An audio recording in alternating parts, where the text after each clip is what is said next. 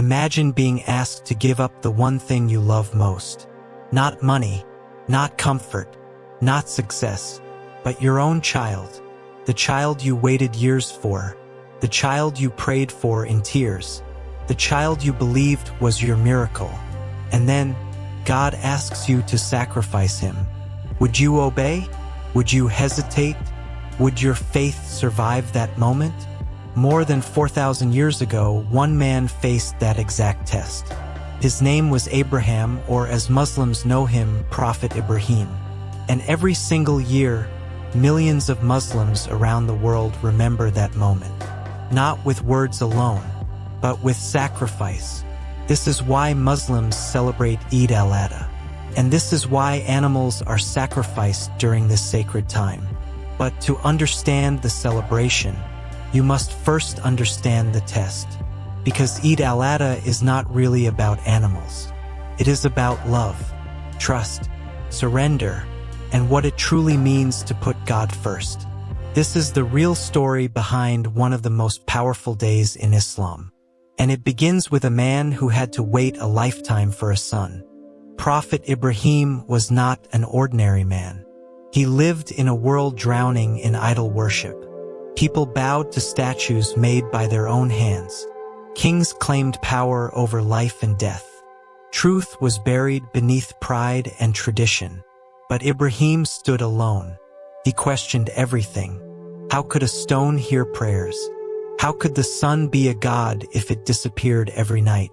How could truth depend on what everyone else believed? Even as a young man, he refused to worship anything except the one Creator. That courage made him dangerous. He challenged his people. He broke their idols.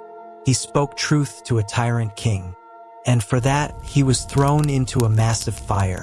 A fire meant to destroy him. But Allah commanded, "Be coolness and peace."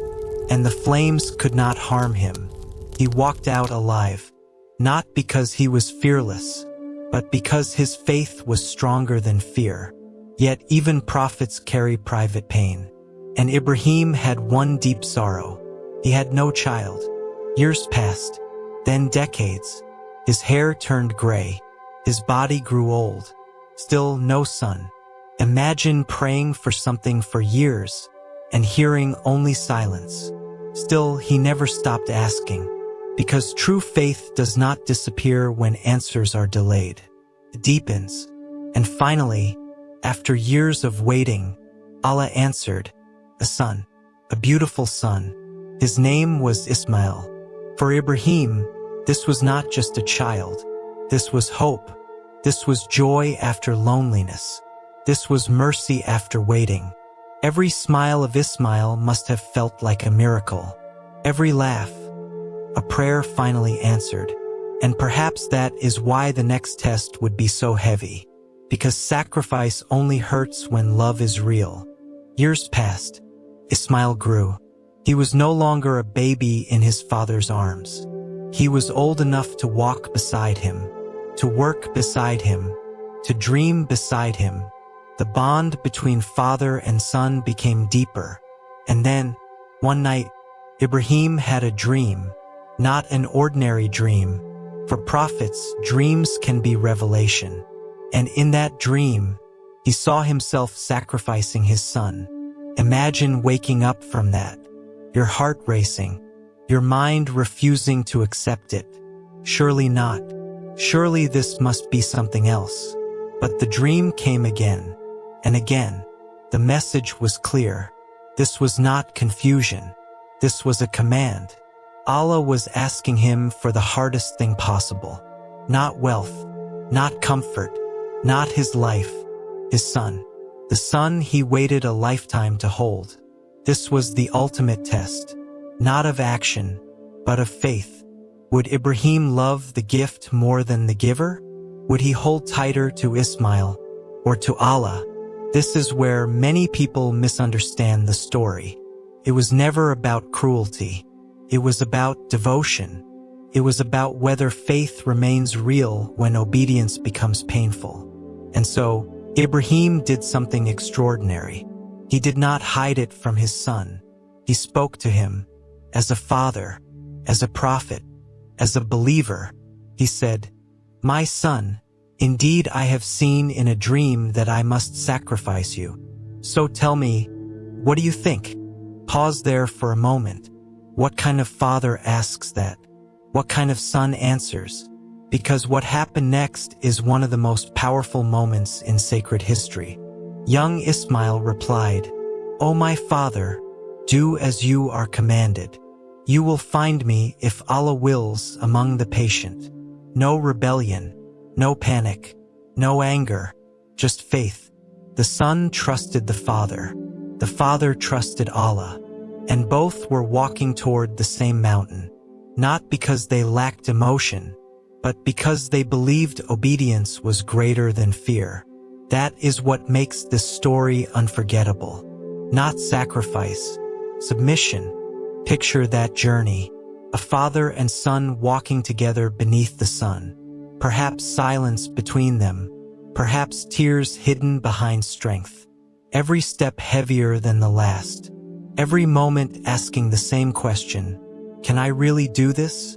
There are narrations that Satan tried to whisper doubt. To Ibrahim, to Hajar, Ismail's mother, to Ismail himself. Why obey this? Why surrender? Why not turn back? And that struggle still exists today, because sacrifice is never just physical. Sometimes it is pride. Sometimes it is ego. Sometimes it is the sin we refuse to leave. Sometimes the hardest sacrifice is invisible. But Ibrahim kept walking, because faith is often choosing obedience before understanding. Finally, they reached the place. The moment had arrived. No more walking, no more delaying, only decision. Ibrahim laid his son down. Some narrations mention he turned Ismail's face away, unable to look directly at the child he loved. Imagine that silence. The sky above, the earth below, a father holding the knife, a son surrendering in trust. No screams, only faith. And as Ibrahim moved to fulfill the command, at that exact moment, Allah stopped him. The test was complete. He had already passed, because Allah never wanted Ismail's blood. He wanted Ibrahim's heart, and Allah called out, "O Ibrahim, you have fulfilled the vision." Then came mercy. A ram was sent from heaven, a great sacrifice in place of the son. Ismail was saved. The knife never completed its task, because the purpose was never death. It was devotion. Mercy replaced fear. Relief replaced heartbreak. And that moment became eternal, not because of tragedy, but because of trust. This is the foundation of Eid al-Adha. Every year, Muslims around the world remember that test, not as a ritual of sadness, but as a celebration of faith. Eid al-Adha means the festival of sacrifice. It takes place during the sacred days of Dhul-Hijjah, the final month of the Islamic calendar. It is also connected to Hajj, the pilgrimage to Mecca, where millions gather in worship, retracing the legacy of Ibrahim and his family. This is why Eid al-Adha feels so powerful. It is not just a holiday. It is memory, history, identity, a reminder that faith demands something real. Muslims begin the day with prayer. Families gather. Communities unite. People wear their best clothes. They greet each other with peace and joy. But at the center of it all is sacrifice, Qurbani, the offering of an animal such as a sheep, goat, cow, or camel, done according to Islamic guidance. To some outsiders, this can seem confusing. Why animals? Why sacrifice? Is it just tradition? No, it is symbolism with a soul. It is not about blood. It is about obedience. The Quran makes this clear. It is neither their meat nor their blood that reaches Allah, but your piety. That line changes everything, because the real offering is not the animal. It is your sincerity, your willingness to give, your readiness to let go, your trust that what you give for Allah is never truly lost. When Muslims perform Qurbani, the meat is usually divided into parts. One for the family, one for relatives and friends, one for the poor and those in need. This matters deeply because Eid al-Adha is not only about personal devotion, it is about generosity. No one should be forgotten. No one should be left hungry. For many families around the world, this may be the only time all year they receive fresh meat. So the sacrifice becomes more than worship. It becomes dignity, compassion, shared humanity. Faith must feed people. Otherwise, it is only performance. This is the beauty of Islam's design. Spirituality and social responsibility are never separated. To love God must also mean caring for people. That is why Qurbani remains powerful today. Because in a world obsessed with taking, teaches giving. In a world of endless self-interest, teaches surrender. And in a world where everyone asks, "What do I gain?" it asks a harder question: what are you willing to give? But perhaps the deepest lesson of Eid al-Adha is this: everyone has an Ismail, not literally, but something in life we hold too tightly, something we fear losing, something that quietly competes with our devotion to God. For one person, it may be wealth. For another, status. For another, a toxic relationship.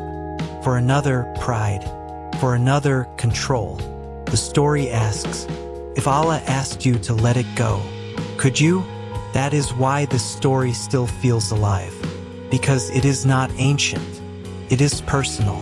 Every believer faces that mountain. Every soul faces that knife. Every heart must answer, who comes first? Faith is easy when it costs little. But true faith reveals itself when obedience becomes expensive. Ibrahim teaches us that surrender is not weakness. It is strength. Because trusting Allah does not mean losing everything. Sometimes it means finally understanding what matters most. And often, what we fear losing is exactly what teaches us how to trust. There is another quiet beauty in this story. Ibrahim was not rewarded because he was perfect. He was rewarded because he was sincere. He felt pain. He loved deeply. He struggled. But he obeyed. That matters. Because many people think faith means never feeling fear. It does not. Faith means choosing truth even while trembling. It means walking forward even when your heart is heavy. It means trusting that Allah sees what others do not.